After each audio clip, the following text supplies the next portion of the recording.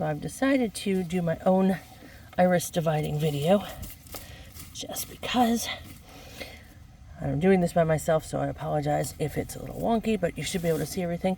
You see how we've got irises? There's nothing really in the middle here, right? So these have probably all grown out of the same clump, which I don't know if I'm going to be able to uncover. Ah, there he is, down there. Down there. So I'm going to try and dig this up as one clump so you can see. There's a reason it's dead in the middle. It's because as the tubers get older and they put off their offshoots, they put them off to the sides, and so as they put them off to the sides, the center then becomes spent and essentially dead. Useless. I hate to say that because it's lived its life. It deserves some respect, but here we go. All right. So right here, this is perfect. This is what I want. So you can see this puppy right here. Get some of the dirt off. You see this guy right here? This is a tuber I would have planted probably 2 years ago, okay? There's nothing to it. And as I even just pick it up, you can see how it's already just starting to divide and divide like that.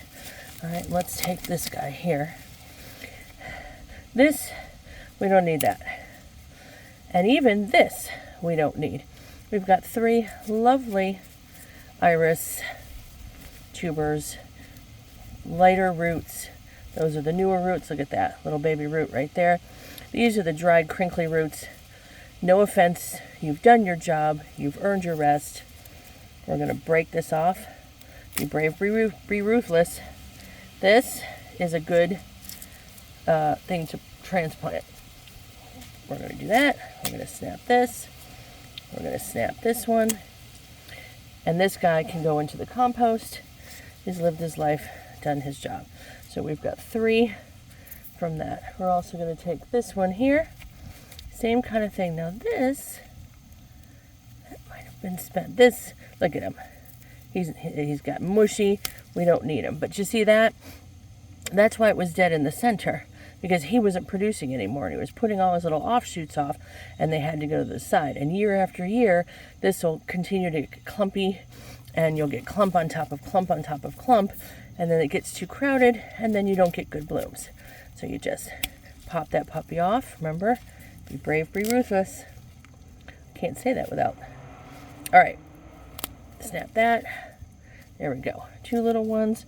This one might be okay, but I don't see a growth point on it. In fact, that is probably the old bloom stalk.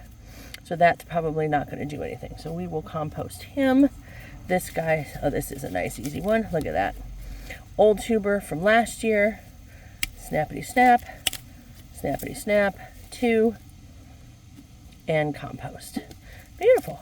So in a minute, I'll show, actually I could just show you right here how we're going to replant them. Okay, so you'll have them, and let's say this is a new spot, because I'm not going to plant it right here. You just loosen up the dirt here. You want to bury these roots, but this guy right here, he needs to stay above the dirt. It's going to look like little potatoes, see?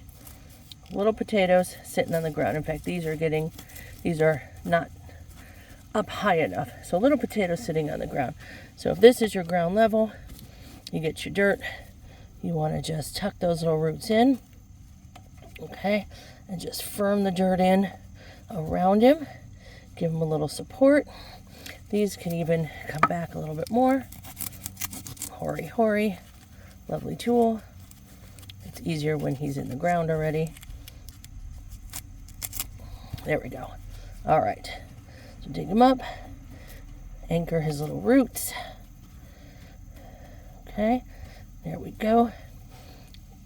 That's going to be anchored. That's going to soak up all the sun. The roots are going to go and do its thing. Give it some nice water, and you're good to go. When you start to see new leaves coming up through, which you probably will before the winter, then you know he's in a good shape. And that's basically it. So dig them up. Be ruthless. Be brave. Little potatoes on the ground. Okay? Have fun.